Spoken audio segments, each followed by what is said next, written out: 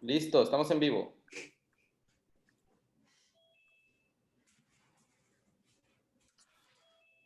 Hey, I see Cassidy there. How are you? Hi, so good to see you guys. Who else is already here? Let me see. I'm here. Hello, Cassie. Hi, Elsie. So good to see you. So there's more people here. Let me see who just joined us. Gabriel. Hi, Gabriel. How are you? Fine, thank you. From Louisiana. Louisiana, great. How are things there? Very nice. Well, recovering from the hurricane, but we are doing fine. Thank you. Great. It's good to see you're safe. And my girlfriend Giovanna, Tech, she's from Brazil. She's calling from Brazil. Oh, great. She's very shy. She doesn't want to. Hello. Good morning. I see you, Giovanna. How are you? I'm fine, and you? Great. Ready to cook a little bit. Yes. Well, welcome everyone. Thank you. Thank you. So the idea is, first of all, thank you for getting into this class. What we want to do is, I don't know if you've heard of carnitas, Mexican carnitas. Yes. Well, the idea is people think that it's kind of complicated and you need a huge pot and you need a big preparation, but it's actually very, very simple. So what we want to do today is making carnitas the Mexican style. And while we are cooking the carnitas, I'm going to teach you a salsa, and I'm going to teach you to make traditional red rice. Is that okay? Absolutely. Thank you. Great. That Okay. sounds wonderful. Can't wait. I'm gonna be kind of slow. You can interrupt right there, checking all the comments. If you want to say something or do a comment or something, you can put it on the chat on Zoom, or you can actually wave at your screen so Elsie gives you the audio so I can listen to you, okay? So first of all, I have here 2 pounds of pork meat. The best meat for the carnitas is pork shoulder. It's kind of the best one. It's the same one you use on pulled pork. The difference between pulled pork and carnitas is, ingredients and the way you prep it and the way you cook it. So I have here 1.5 pounds actually of pork shoulder, because what I do to, add flavor is I add a couple of ribs, pork ribs with a lot of fat. Here is the camera where I have close up. I have a lot of fat in the ribs because it helps us a lot with flavor. So the first thing we want to do is put our meat into our table, our board, and we want to tap dry our meat. That's the first thing, because you don't want excessive humidity in your meat when you put it on your pan. So I have here a copper pot. If you don't have a copper pot back at home, you can do it in an iron skillet, or you can actually do it in the oven, which is very, very easy in the oven. You only need one of those bags you use when you're cooking turkey, when you put your turkey on Thanksgiving or Christmas Day. That oven bag, you just put all the ingredients inside and put it inside the oven for around 1.5 hours. Then you open it, you glaze it with the own liquid of the preparation inside the bag. You seal it again, and you return to the oven for around 20 minutes. So if you don't have a copper pot, it's kind of easy doing it in an oven bag. But now a copper pot, we're gonna do it here, and what is amazing about this is that it's either a copper pot or an iron skillet, okay? If you hear some dogs going crazy, it's because my dogs are close. So let's pat dry this. I'm gonna put this behind and start the fire on the copper pot.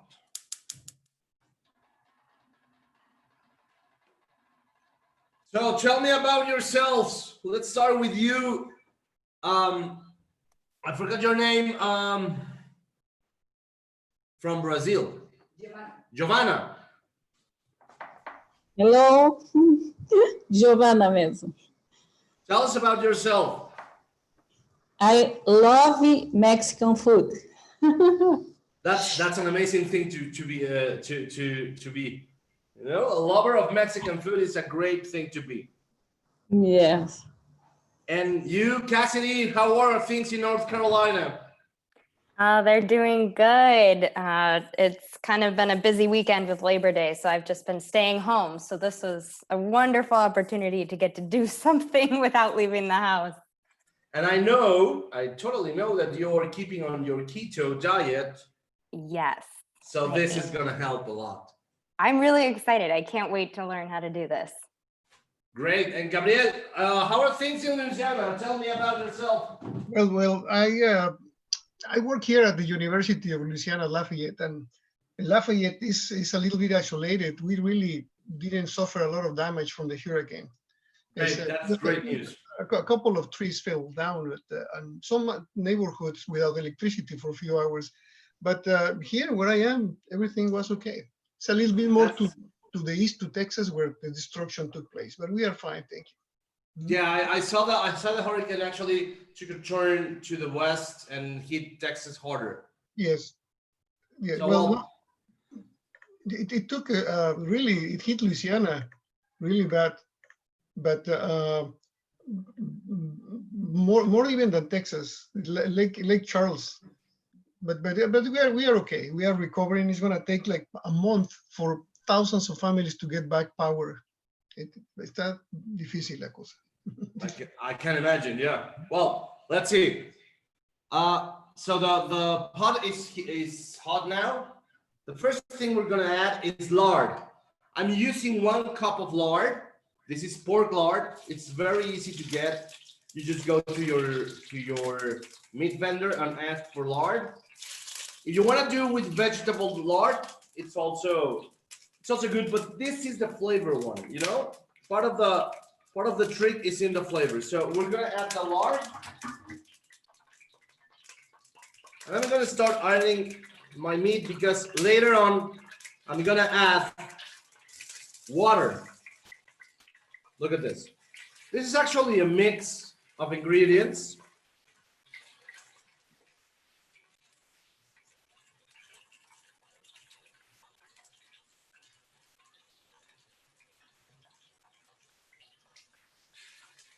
So, a little bit of salt. Think about like a couple of tablespoons of salt. And then, very carefully, we add the water. I have 6.5 cups of water here, because what we're gonna do is we're gonna simmer this. We're gonna cook it with water, and then the lard is gonna fry it at the end of the process. So we add the water. I have 3 cloves of garlic here. 1, 2, 3. I wish you could see how, Elsie just walked behind me trying to find something for me that I forgot. These bay leaves. So I have 1 orange. If you don't find orange that day, you can use yellow lemon, because this is the secret. There are 2 secrets today that I'm going to share with you with the carnitas. One is this: the orange. I squeeze half an orange into the mixture, And this is the secret of the carnitas in Quiroga, Michoacan. They use orange. And what I'm gonna do with the other half is I'm gonna put it inside the pan. So I have here 4 bay leaves. I'm just gonna use 3 bay leaves, but I'm gonna put them into the mixture. And that's it. For the carnitas, let me tell you something. We are halfway through the process.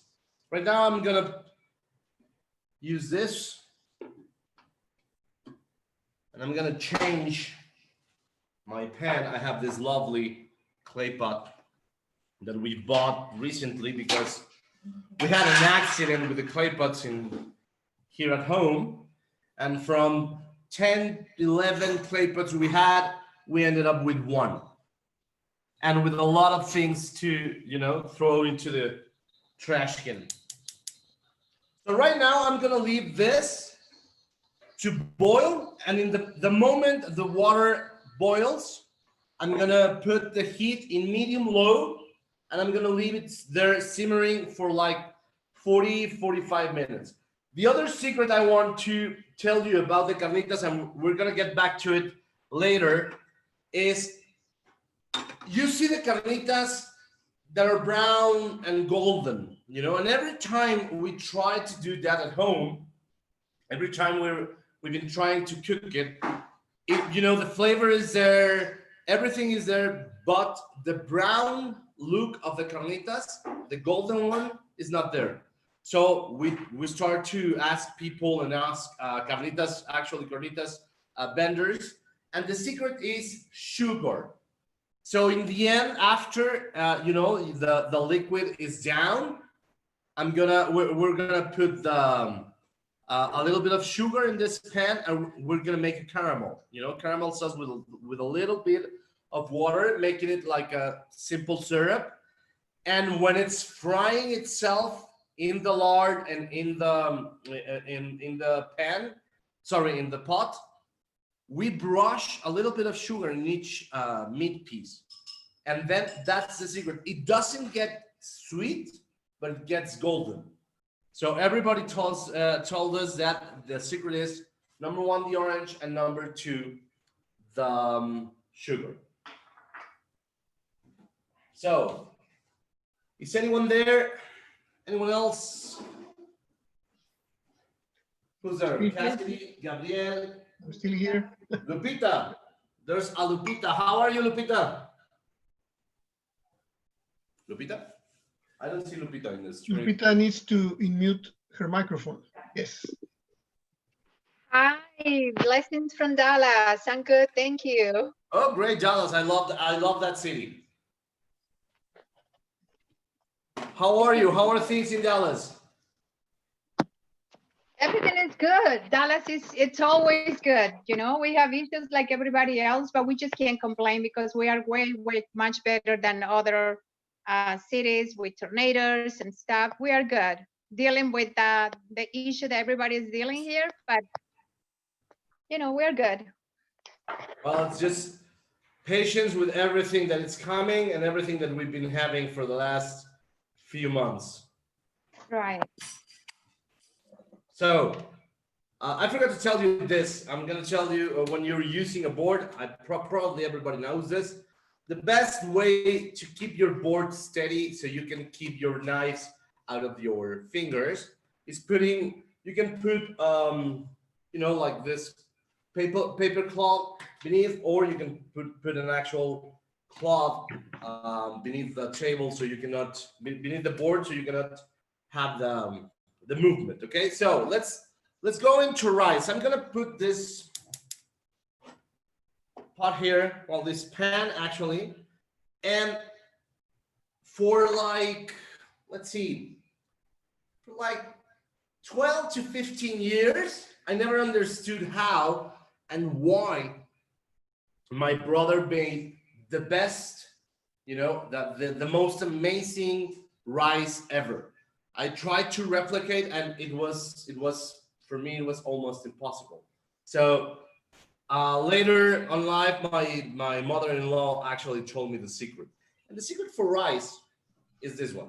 I'm gonna tell you what we're gonna use to make red rice. We're gonna use 1 cup of rice. And of course, for all of us, for all of you that subscribe to this, I don't know if you already have it.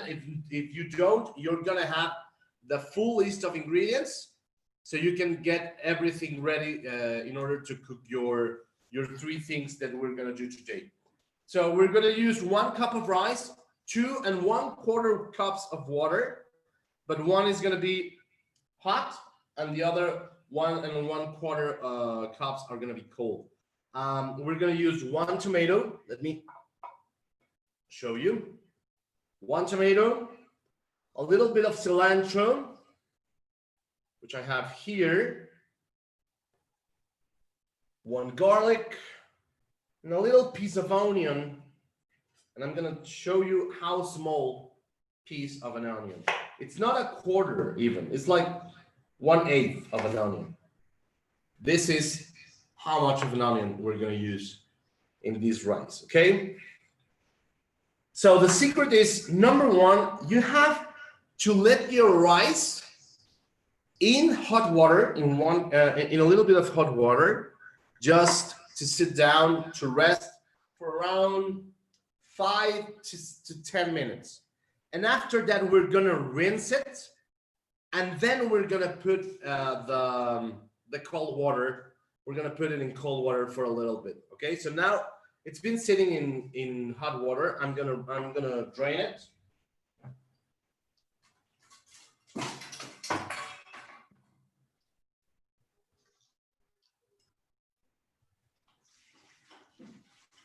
And after you drain it, you use cold water to rinse it. And you rinse it until your water below is actually clean, gets, transparent, crystal clear.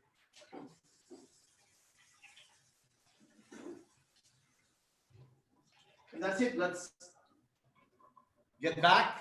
Any questions about rice? Solo textos? Only questions?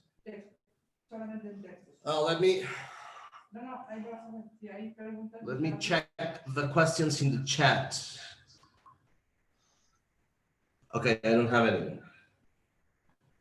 Okay, well, 2 things. Hey, yeah. I do actually have a question. What kind of rice are you using? Regular Morelos rice. Morelos rice. It's the typical Mexican one. Medium-sized grain. Let me show you without losing focus. There you go.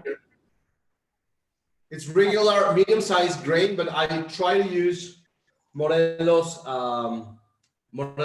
rice.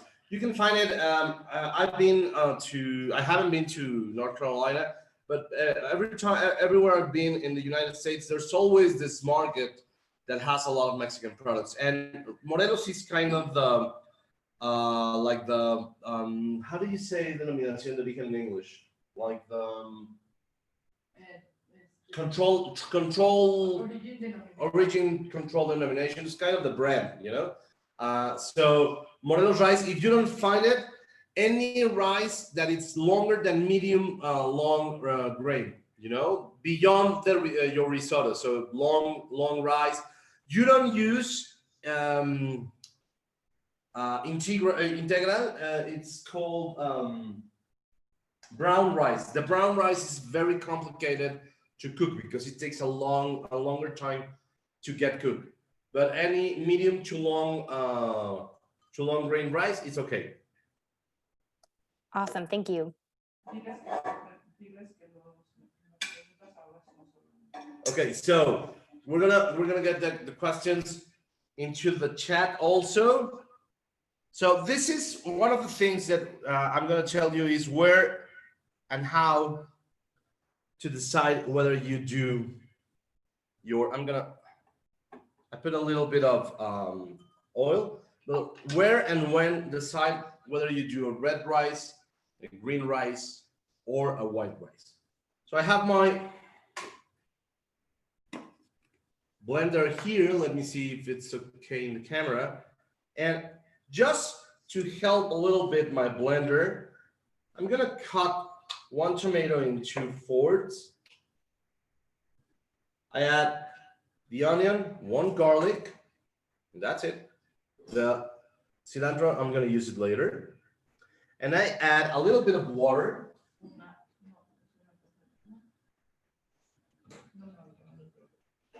So you have 1 cup of water inside. So you can get, it's gonna get noisy.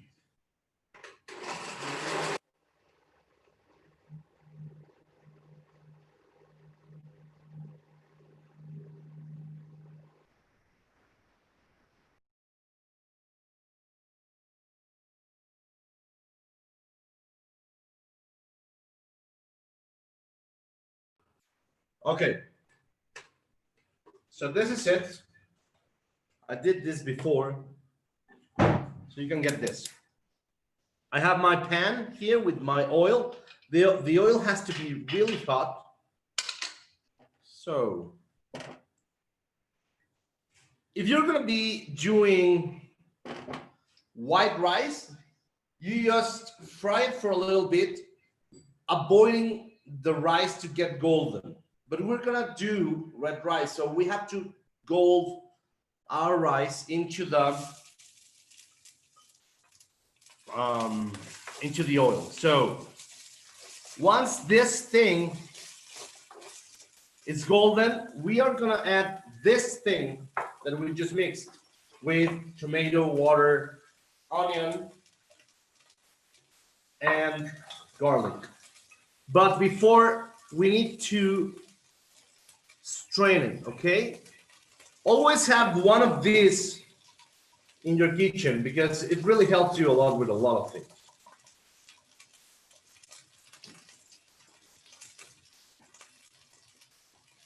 I don't know if you ever heard the expression sazonada, season.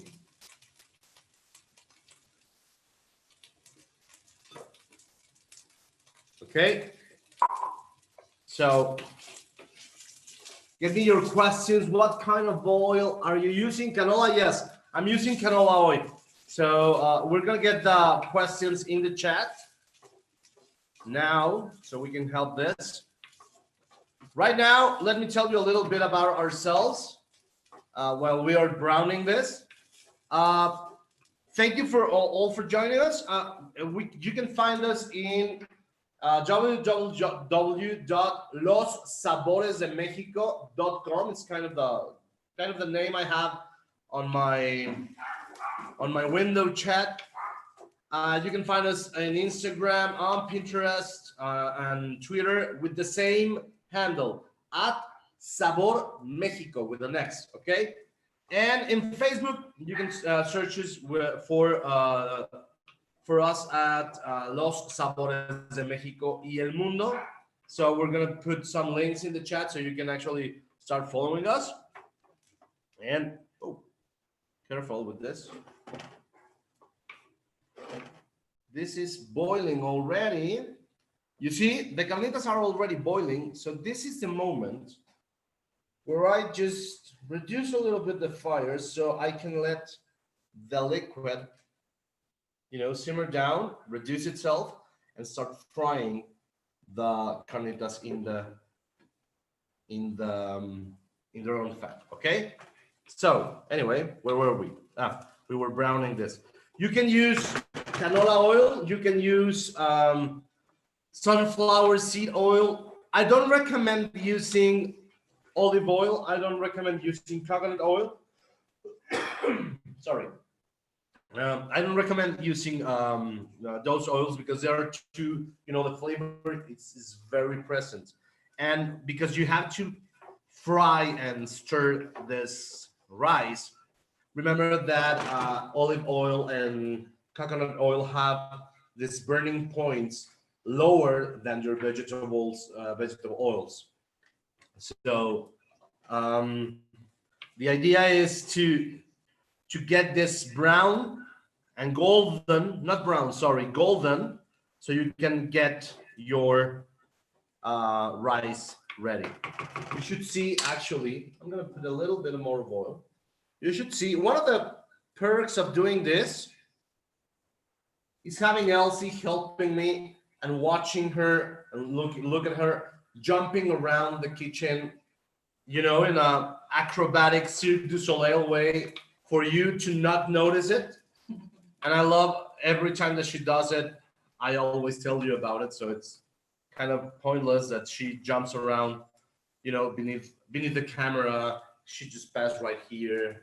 It's like you wouldn't imagine, Cassidy, you know Elsie, and you wouldn't imagine her being so circus, you know, I think next time you guys need to have a separate camera just for that, to show Elsie course. zipping around the kitchen. That would be Of course. hilariously wonderful. I need my, you know, behind the scenes live. Exactly. You could do like bloopers behind the scenes. Yeah, because you know the least funny thing is having my dog, who you know her, my little Isla, just around here, but having Elsie, you know, crawling behind me to get the dog out of my way. So Yeah, we that's need fun. to see that. I promise the next class we're gonna have a behind the scenes camera. I already have the cell phone, but the camera is not working right now. So okay, I'm browning this. This is already golden, as I like to be. Let me show you a little bit. The difference when you do white rice is you get the rice until it's kind of, you know, transparent, and when you do red rice or green rice, you do it until it's kind of golden. Let me see if you actually spot the difference here. Anyone has questions about this?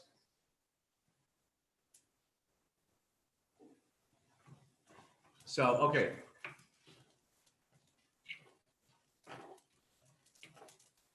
Okay, so, well, this is one of the things we're doing. And one of the new things we're going to be doing in Sabores de Mexico, because we just joined forces with new people, you know. We just joined forces with an amazing guy in Baja, and an amazing chef we're going to be working with in order to create these lessons and this you know, videos and lives to get you the tips of cooking. Because one of the things we learned in this quarantine is nobody actually explains you really how to cook. They all assume when you're watching recipes on YouTube or in some other places, they all assume that we all cook, and most of us don't cook. So what we're gonna try to do, and hopefully we're look who's here, look. Oh my God, that's amazing. What we're trying to do here is actually, you know, and you're gonna tell us if we succeeded or not, but we're trying to do it, you know, step by step in a way that you actually do understand the secrets of working. So okay, now it's golden. I'm gonna add my strained tomato, garlic, onion mix here. And this is where you use the concept of sazonar, seasoning. Well, it's not season, because in English, when you say season it, it's always about salt and pepper. When we are using tomato in Mexico, we usually say sazonar into this process of getting the tomato blend with the ingredients, okay? Get the sauce into the ingredients. You use that concept of sazonar, of seasoning, when you're doing red rice, when you're doing meatballs, when you're doing a lot of things that we do in Mexico. And of course, it mostly involves using red tomato. Okay, so I'm gonna leave this thing in here. So I'm gonna let this season for like 3 minutes. How do you know? You know, you see the redness of the tomato even in your preparation. You don't see a lot of this foamy thing that it's being done with your mixture. Okay, so for this, the only thing that we need, and this is gonna be like a nice trick. The only thing that we need now is,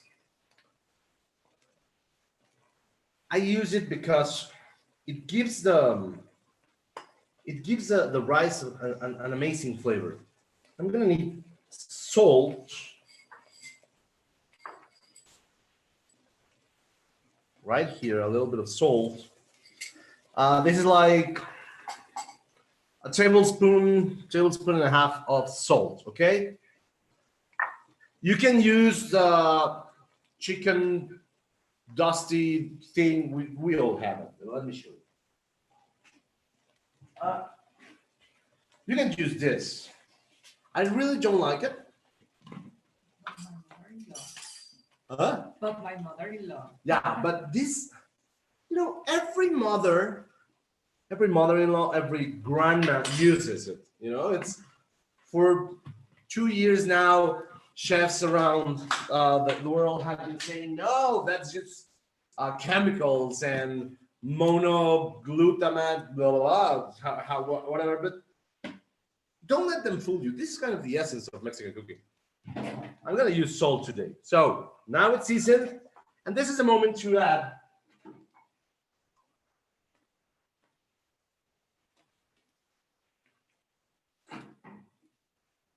one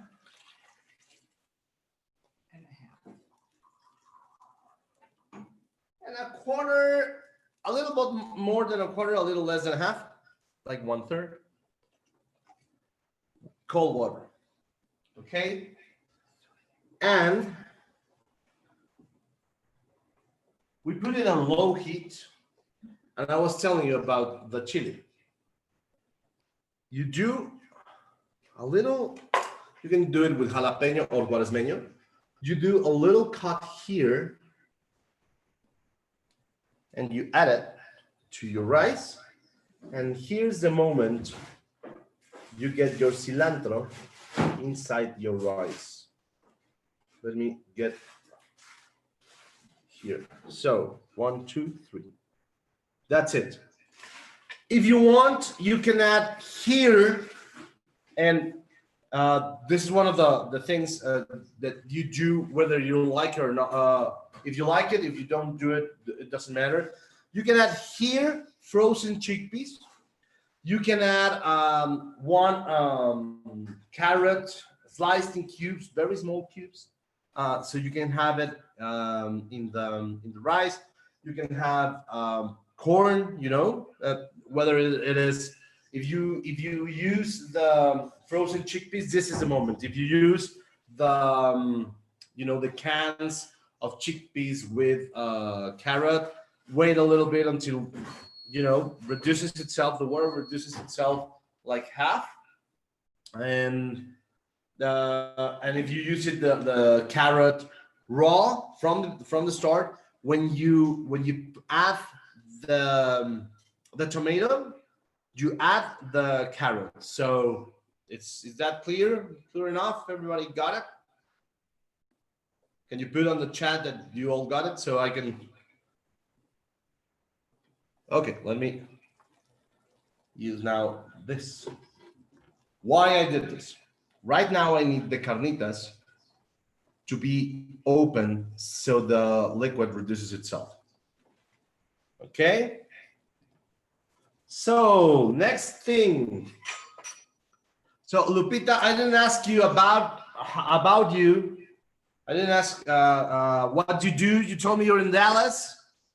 What do you do? I live in Dallas. I am originally from Guanajuato, Mexico. Living in Dallas for almost 40 years. Okay. And I am in media. You're in media. Yeah. Amazing thing. You and Cassidy should talk. Cassidy she's an amazing writer, an amazing travel writer. We met some years ago. She was wrongfully, but thankfully in PR communications of one amazing hotel in Colorado. but then she decided to write and tell stories, which I think it's better because she's very good at it. So you should talk. Gabriel, what do you do?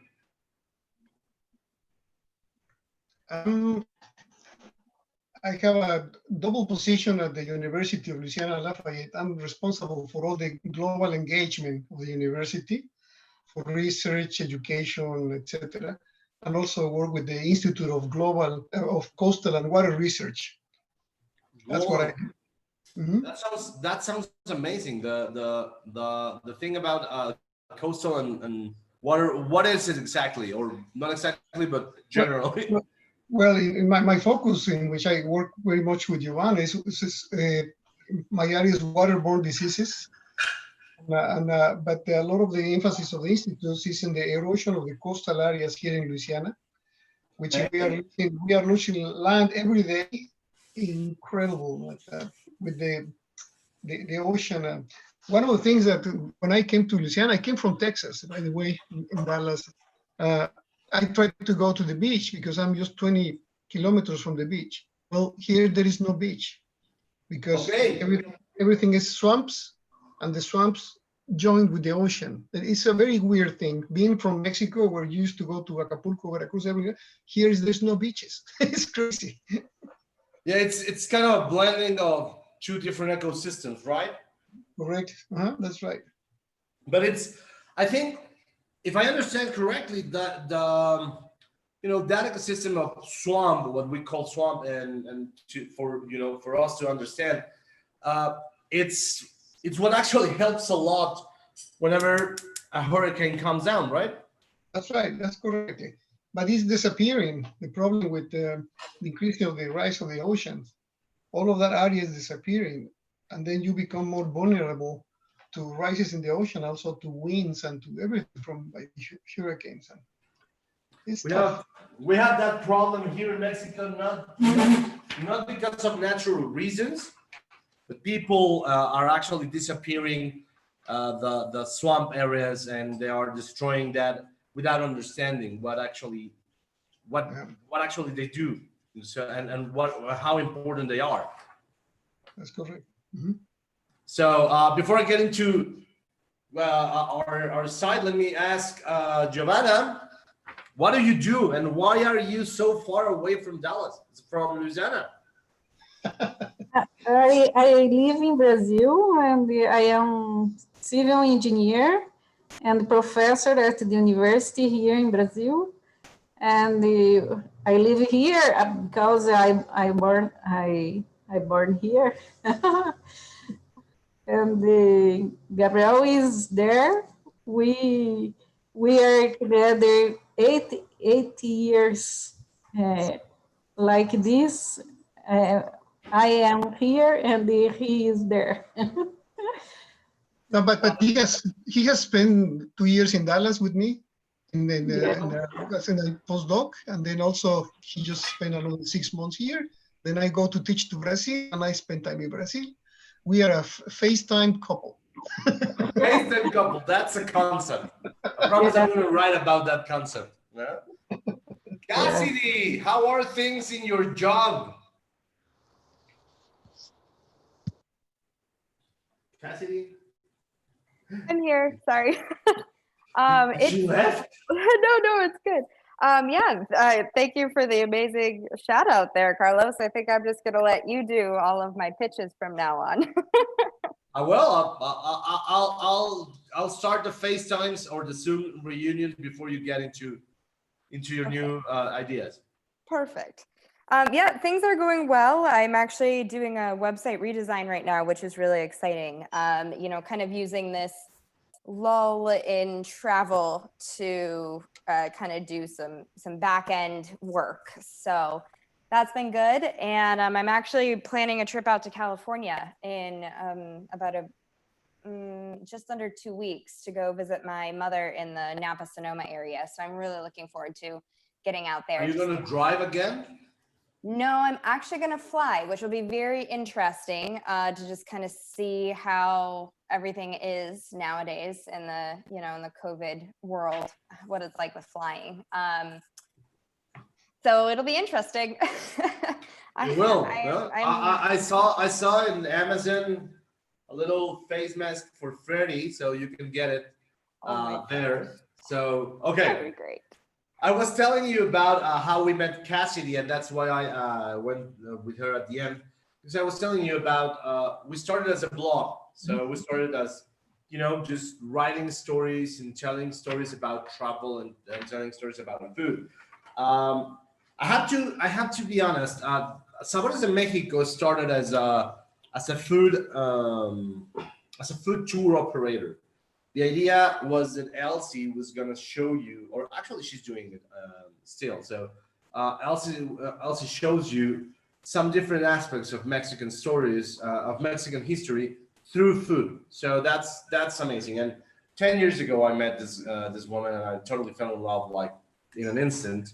But then I started to tell her, let's tell your story so you can sell the tours with more well, not more, better, like you can sell more tours. At the end, we actually did this 180 turn and became ourselves bloggers and then digital media outlet, and it's been an amazing adventure.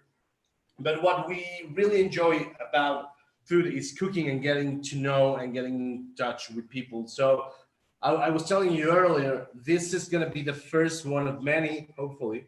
So, and then you can actually send us messages through any of our social media. Instagram is one of the, I think it's one of the most quick ways for us to answer, because Elsie's all the time looking at the Instagram feed and the Instagram messages.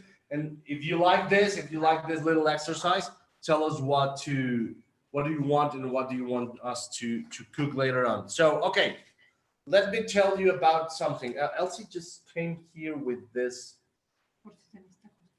water that I'm gonna show you. If you need to adjust, look at this. This is already almost without water. Okay, I'm gonna taste. It could need a little bit of water, but one of the mistakes we do, and a little bit of salt. One of the mistakes we do when we are cooking rice is, oh, it's not enough water. So we get into cold water and put it down. And that's the first way to end up with a bad rice. What you need is hot water, boiling water, in order to not interrupting the cooking process of your rice. So I'm gonna put just a little bit of that. You can see that it's almost covering our rice. And I have this on very, very low heat. So it actually reduces itself. And I'm gonna put it here. So I have this comal. You can use it on a grill. You can use a grill, a comal. If we tend to travel to Texas, Louisiana, North Carolina, or California, depending on if you're driving or flying to California to see your mom, we can actually get you maybe a clay pot one, but if not, a regular comal or a regular grill, it's gonna be good. Why? Because we're gonna make salsa. And I remember an episode from Seinfeld that he said everybody likes salsa because they all like to say salsa. Give me some salsa. So what we're gonna use is green tomato. Originally, the tomato we use, and we're gonna get into that while this is roasting, we're gonna get into that. But we use what we call milpa tomatoes. That's tomatillo. It's the small one, the really, really small one, like the size of a marble.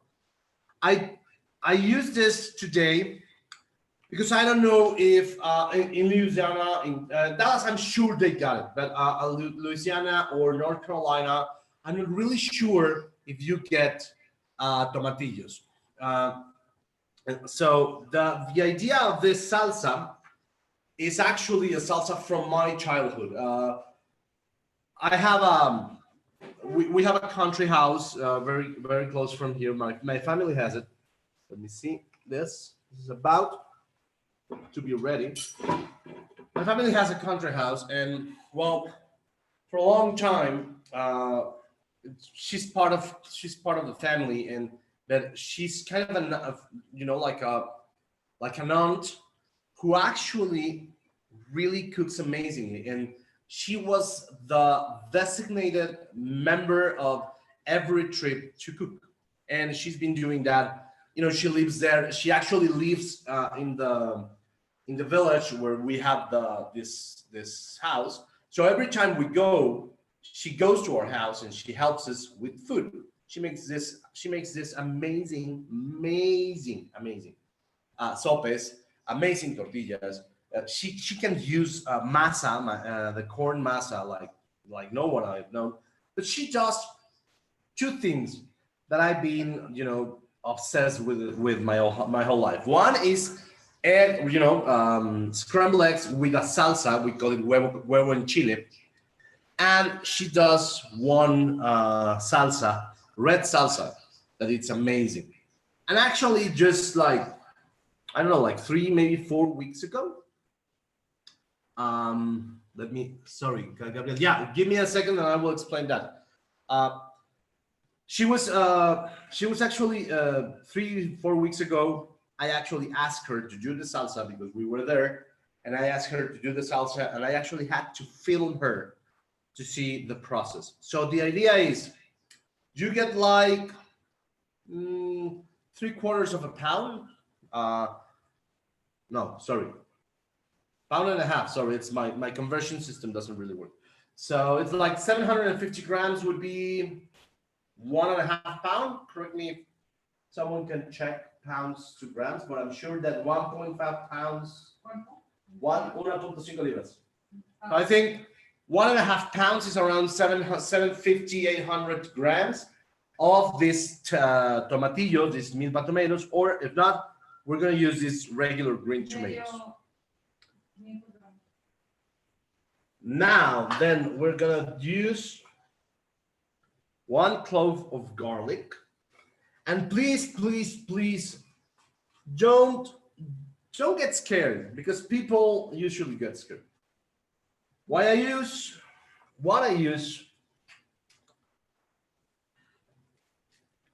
is a bunch of red chili. This is Chile De Arbol. This dry chili. People would say that it's going to be a really hot salsa. It's not going to be that hot. But you just put it here, like your hand. What you get in your hand. Of course, I have a big hand, so I use half of what gets in my hand. But it's around, let's see, 4, 5, 6, 7, 9, 11, 13, 14, 15, 16, 17, 18, 19. This is 23 red chilies, okay? Don't get scared. It's not that hot. And what we're gonna do, we're gonna roast everything. And when I say roast, is until it's black burned around, okay? The first thing I'm gonna add is the tomatoes, because garlic and chilies get black very, very fast. So I'm gonna get my tomatoes. I'm gonna get them here until they're brown. It's gonna take a while. Let's check on our rice. Remember, the rice, what happens with the rice is it can go from ready to burned in about 1 minute. So you have to be checking on your water levels, and that's it. This rice is, Elsie is doubting that it's actually good. And I tend to listen to Elsie because I'm gonna add a little bit more water because it's not quite al dente. Okay? So I'm gonna leave it right here. Now, Gabriel was asking something. Let me read it again about the browning of the carnitas. Okay. Can you explain the browning of the carnitas? Okay. Well, quickly, Gabriel, because before you leave, you do a syrup with sugar, two tablespoons of sugar, and a little bit of water. You try to avoid that it burns, just when it gets golden. Then you take it out of the fire, and when it's frying, when your carnitas are frying in the lard and themselves, you get the sugar, the syrup, and put it piece by piece in the carnitas. Sorry you have to leave, Gabriel. Hopefully, tell us what do you want us to do next time, or if you want us to do maybe shorter classes or shorter lessons so you can be with us a longer time. Thank you so much, Carlos. I really See you, enjoyed the Gabriel. class. Please stay safe from everything, hurricanes, COVID, and everything. Okay, thank you. Bye. See you. So Gabriel left. Okay. Anyway, I'm gonna be roasting this. Tell us what do you want, or what are your main questions about, cooking when you're trying to cook at home? Who starts, Lupita?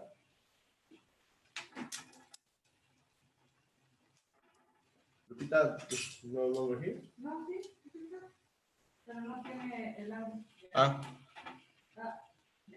Sorry, say again. What are your main, your main things or your main doubts when you're trying to cook at home? What are the secrets or the ideas that we can help you with? Garlic. Sorry? You mean the ingredients that I use the most and love the most? Garlic. Garlic. You love the most. Garlic. You love the most. I basically use garlic on everything that I cook. Except salads, of course, but I mean everything that is cooked, garlic. It's my main ingredient. And I'm gonna leave the screen for a little bit because I want to show you something, but I'm listening. Yes, so garlic, cooking wine. I love cooking with cooking wine. I love olive oils. So, and onions and tomatoes, of course. Okay. Have you ever stumbled upon, recipes that you want to do but don't quite get how? Oh, yes, all the time. A lot of times, yes. Yes, most of the time I like to experiment with ingredients, and special ingredients that I like. But I always do an experiment. Sometimes I go to a restaurant and I like something very much. I come home and I try, even though I don't know what ingredients they use. I try to make it at home, and it's always work out good, according to my family. I'm going to show you one of the things that actually proves that Elsie actually loves me. She doesn't like garlic as much as you do or as much as I do. And she actually stays with me even besides this. This is roasted fried garlic I have. And I use it like chips. Now I understand that I use it when she travels, so I don't get, into the garlicky smell. But I totally love garlic. Cassidy, how's the keto doing?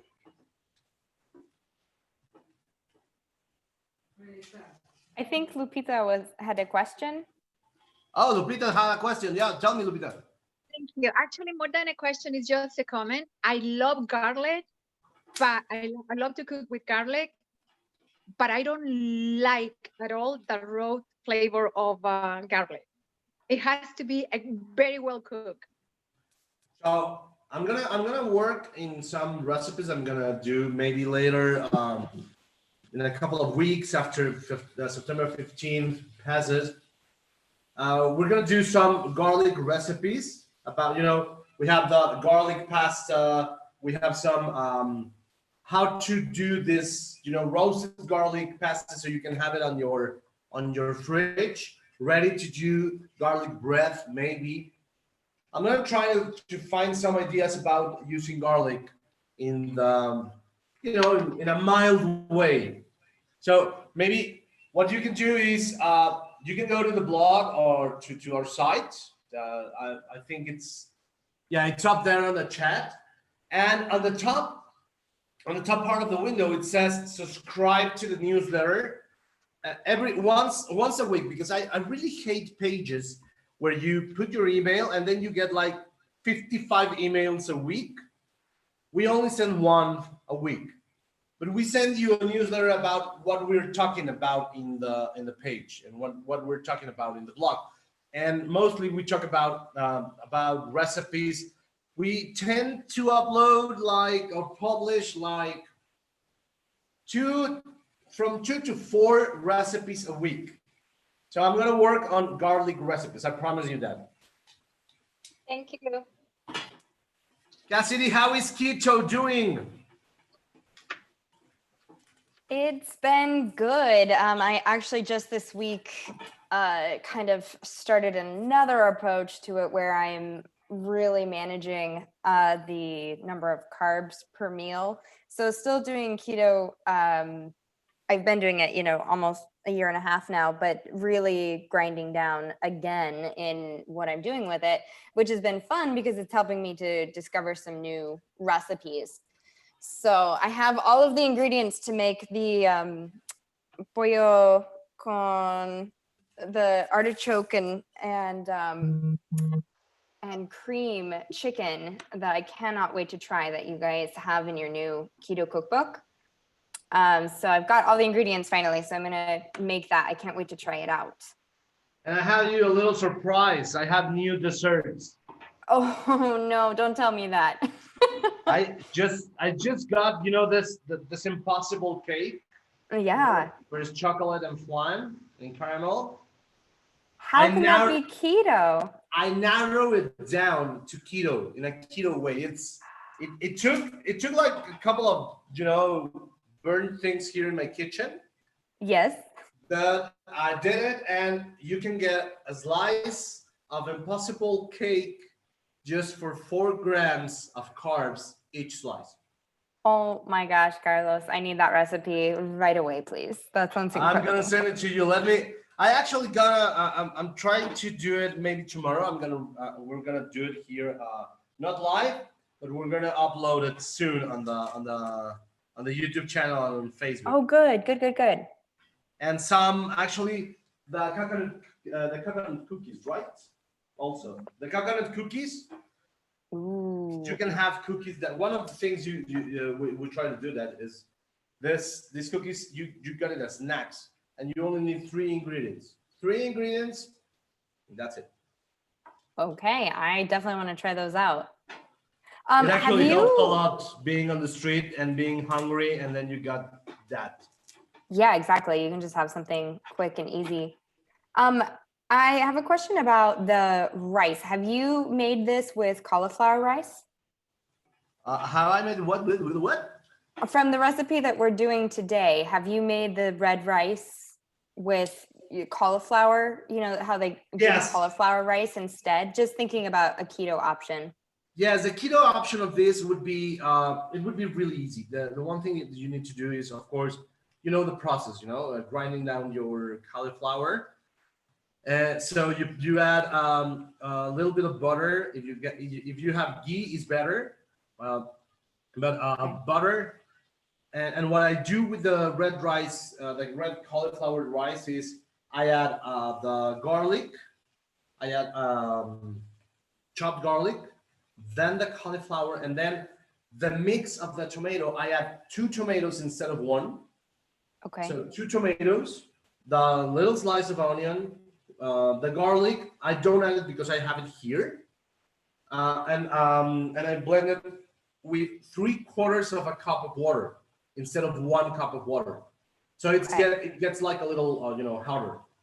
Then I strain it. The same. I add it, and after I sauteed the cauliflower with butter, and that's it. I let it reduce a little bit with a little bit of fire, like low heat. And I add half cup of water. That's it. A little bit of salt, pepper, and that's the keto option. Okay, Look, thank you. It's working. It's Yeah, I starting to know. work. That's so great. It's gonna take long. It's gonna take a long time. That's so fantastic. I love it. So Lupita, tell me, do you follow any special diet, or do you is there something you want us to do, special in terms of what you like to eat or what you don't like to eat?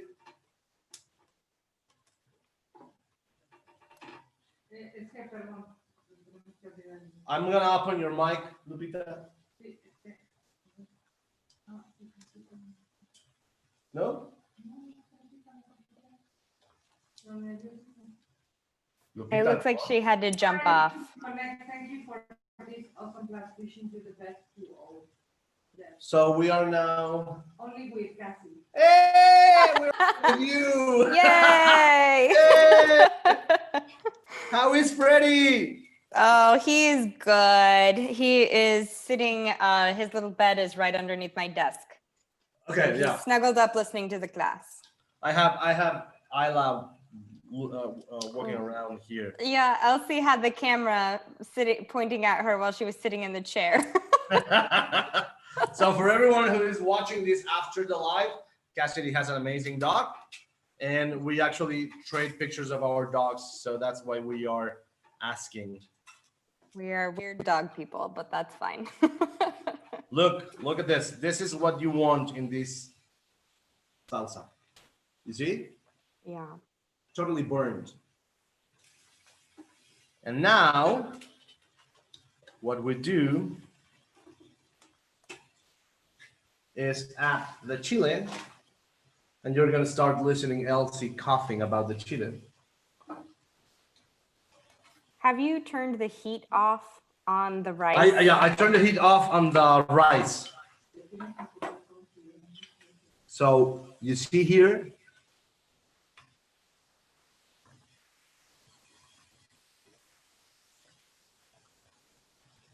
so it's like 15, maybe, 15 minutes of, 20 minutes. Sorry, chili, hard. It's like 15 minutes of heat on this, on the rice.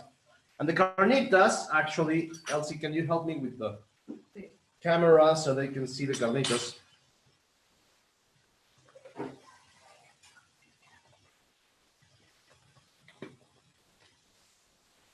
So you see how this is already cooked.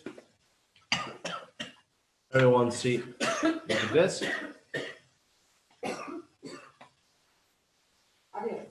So what we do here, this moment, is let it simmer for a little bit longer, like maybe when we're done with the salsa, and then we fry it with the lard. We get the meat out, we fry it, and do the syrup. So okay, everyone is coughing here because try to have your kitchen ventilated when you do this. Either you have the, your, I always forget how this is, your structure, have your structure on or have your kitchen ventilated. I have neither of them now because, well, the extractor does a lot of noise, but we can actually open a door behind the camera so nobody actually gets totally baked with the chili. So this is how it works. And I'm gonna start putting the tomatoes in the blender. The idea, look at this. I can show you with this one. I don't know if you get a lot of the colors here, but here it's kind of the same green that the tomato has when it's raw. You are not looking for that green. We are looking for when the parts of the tomato that are not burned, we are looking for a more brownish green. I don't know if you get it. So this means that the tomato is actually cooked. So we're gonna put this one. I'm gonna get my chilies out of the grill.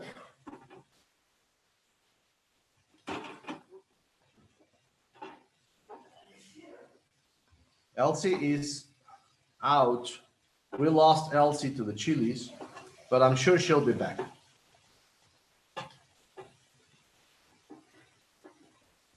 Okay.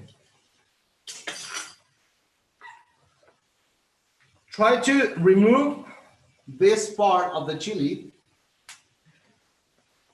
Try to remove this so it doesn't get into the mix, because you know this thing actually doesn't bring any flavor. It actually brings sourness to your salsa. But when you're cutting it, when you're removing it,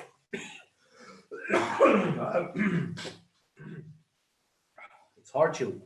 When you remove it, try to do it carefully so you don't get the seeds of the chili out. Okay, we are about to finish this.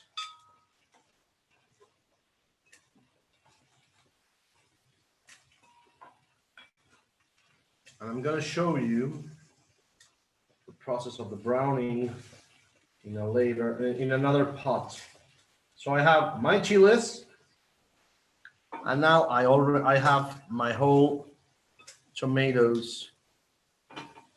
Look, this is the one I showed you with the raw green. Now it's kind of brown, so it means it's done. I'm gonna put mute on my side so you don't get totally annoyed by the blender. Give me 1 second. I'm gonna blend.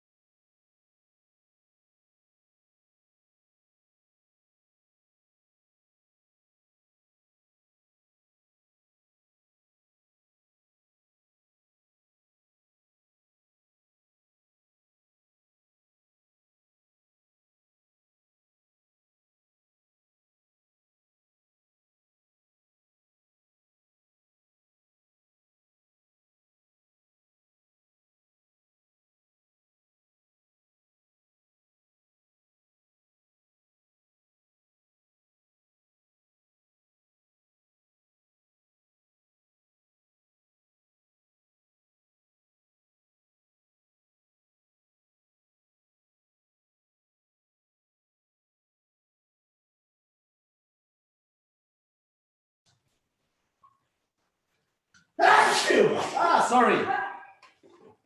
Bless you. Thank you. That happens a lot when you do chili. Okay, our salsa is ready.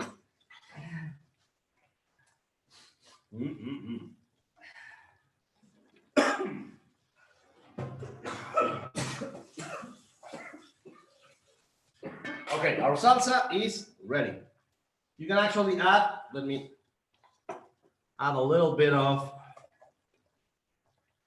cilantro leaves, and we are 2 things away from finishing this class.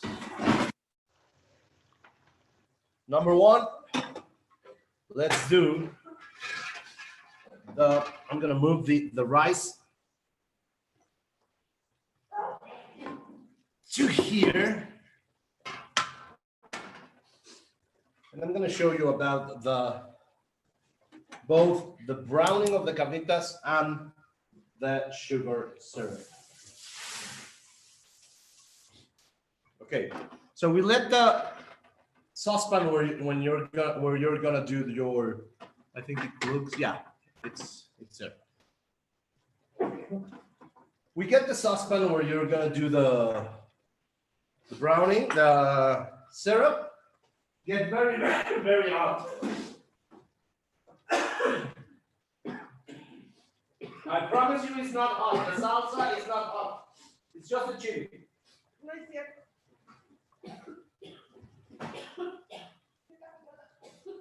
Where is my... Ah, I remember. Sorry. Where's my lard? The rest of my lard. Okay.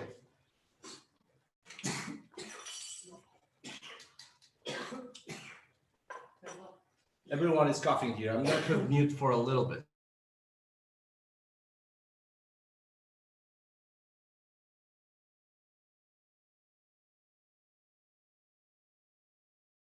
So we're back. I have this copper pot here because I'm gonna do a little cheating here, and I'm gonna remove some of the carnitas pieces into this pot so I can show you how to finish it. Okay.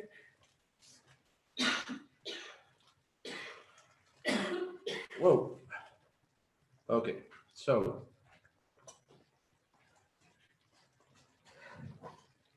Elsie doesn't even stand Chile anymore, I see. We've lost Elsie.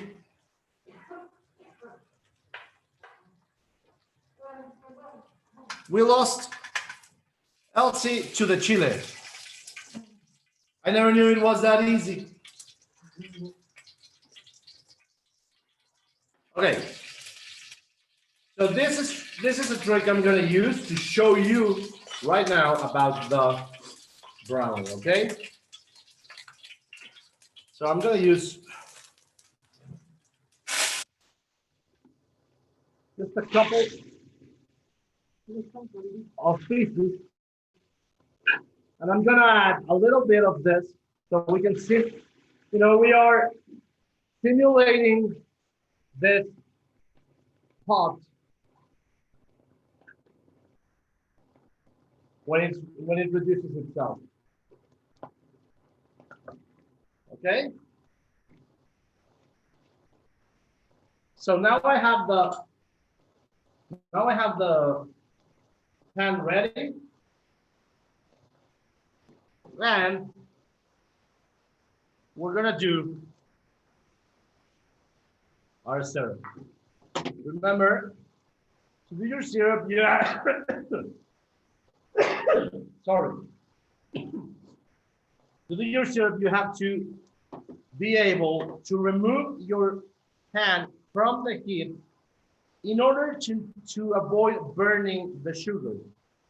So it's just getting back, and then you get it out, okay? What I like to do it a little more easy to use is I add, whoa, here it is. I add a little bit of water, but just a tiny bit. And that's it. This can happen. If this happens to you, that you get crystallized, then you get back into the fire and move it so you can get the crystals out, okay? And then that's it. Let's add a little bit of sugar into each piece, just a tiny bit. So you can have this caramelized and golden brown.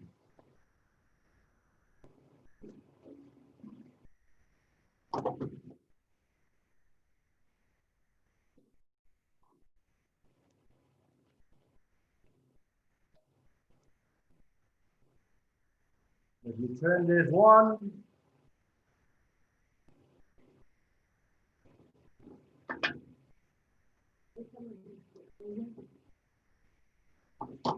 yeah, a little bit of the sauce on this side.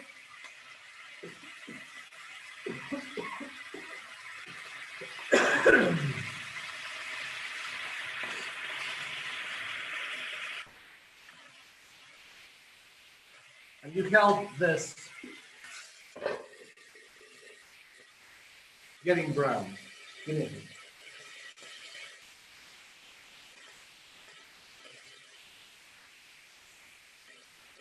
So pretty much that's it. You just get the carnitas caramelized. When you do it on the big copper pot, you just wait a little bit until it reduces, add a little bit of lard, and you do more sugar. Right now, I just did a little bit so I can show you directly. Okay?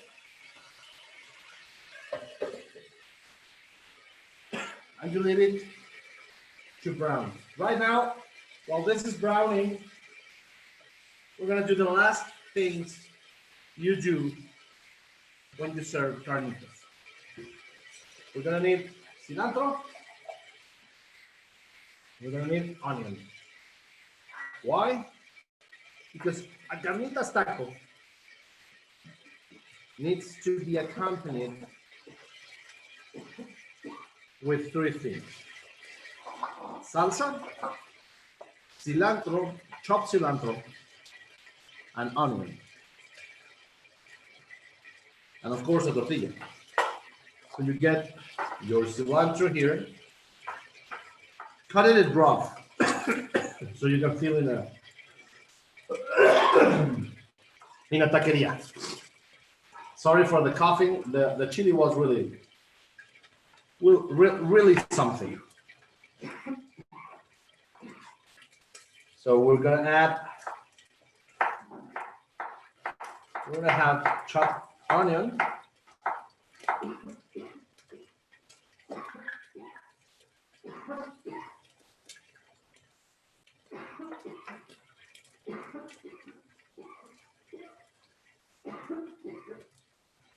Remember to follow us on Instagram, Twitter, and Pinterest.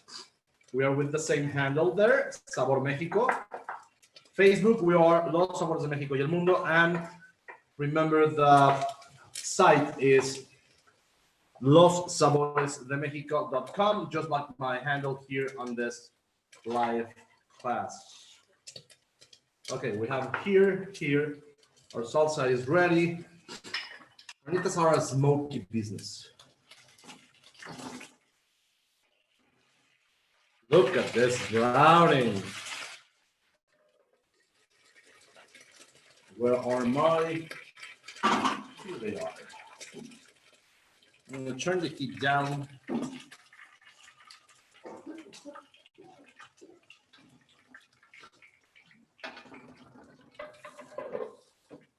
Cassidy, if you're following the keto diet and you don't want to use sugar for the browning, you can do two things: a little bit of powdered erythritol. I hope I said it correctly. Or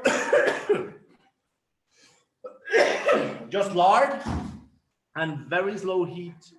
After the first, heat wave, you put a little more lard and then low the heat so you can brown it correctly.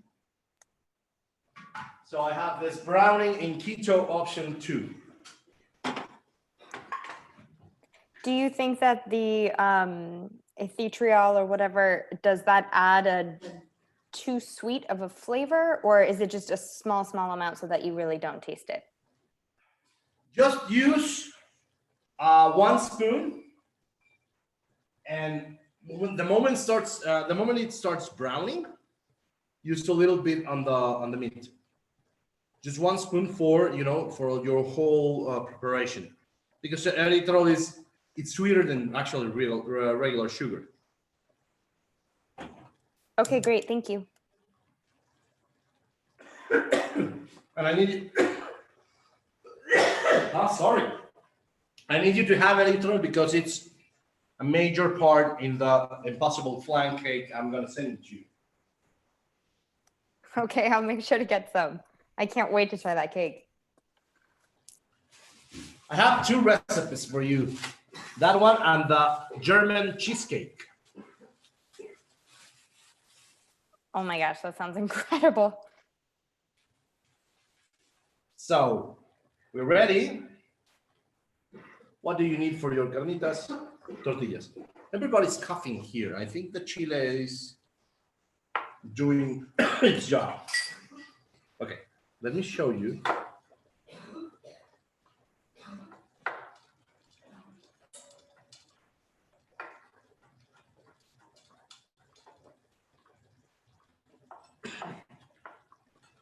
This.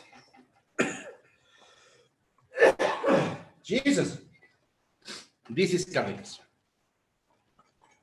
Okay. I need somewhere I can serve the carnitas in. Assistant.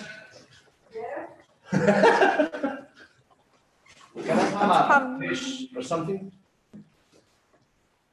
She's walking like everybody should walk on this COVID world, you know, with 3 cloths on her face, covering everything, so it's hard to breathe. Okay, so any ideas you want, any doubts, any questions?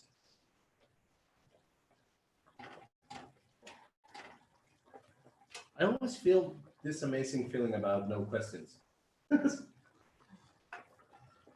So I just wish that I could smell through the computer and could taste it through the computer. That would be amazing. Well, I can tell you this, and I'm going to tell you live. They taste amazing.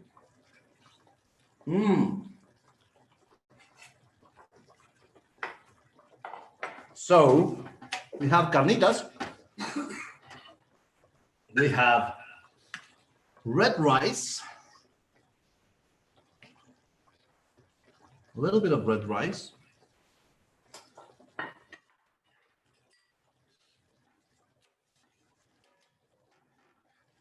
Did you find in Carolina a place where, you know, with good Mexican products?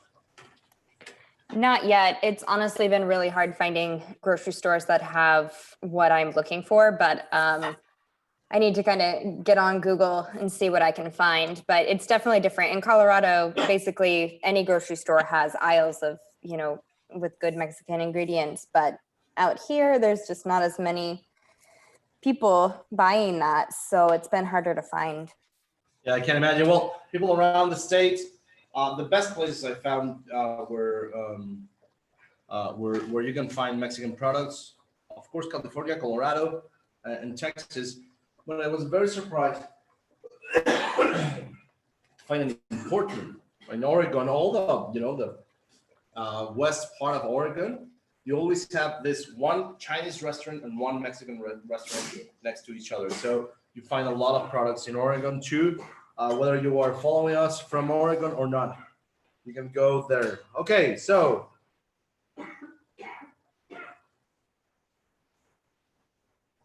lesson learned. We are gonna be careful about the salsas we make live in order to not have Elsie coughing all the way to the end of our lessons.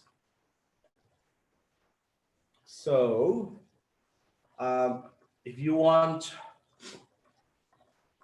I'm not gonna add the salsa because you added just at the end, but what I'm gonna do is add to your plate the perfect companion of your carnitas, which is half a lemon. You know this as a lime in the United States. Thank you for joining us. You have here your carnitas and rice ready to be eaten. So remember, let me show you here. Let me show you the carnitas instead of the rice. Ready? Thank you so much for joining us, Lupita, Oscar, Giovanna, Gabriel, Cassidy, everyone that's been here, everyone that's actually watching this not live, but on our social media. Remember, Facebook, Twitter, Instagram, Pinterest. We are on Twitter, Instagram, and Pinterest. We're Sabor Mexico. On YouTube, you can actually look at the channel, search for the channel. We are Los Sabores de Mexico y el Mundo. And of course, on Facebook, again, Los Sabores de México y el Mundo, you can actually find us. Look at this lesson. We're going to be trying to get new ways to cook with you, easier ways, faster ways to cook with you. And of course, we are open to suggestions in terms of what you want us to do. Next lesson is going to be probably, because I already commit myself, probably next lesson is going to be keto desserts. So you can be ready to enjoy desserts without, putting some weight. So thank you very much. I'm going to eat carnitas right now. To Elsie, who's been jumping around the kitchen in order to get everything ready that I forgot. Thanks a lot. To Fran, which is our CTO, our new CTO, Chief Technological Officer. Thank you very much. Cassidy, everyone. See you next time. And well, hope I could send you this, but since I can't, I'm gonna eat it for you.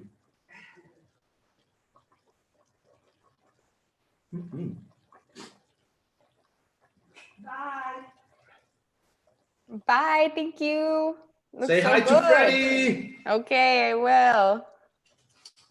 Okay.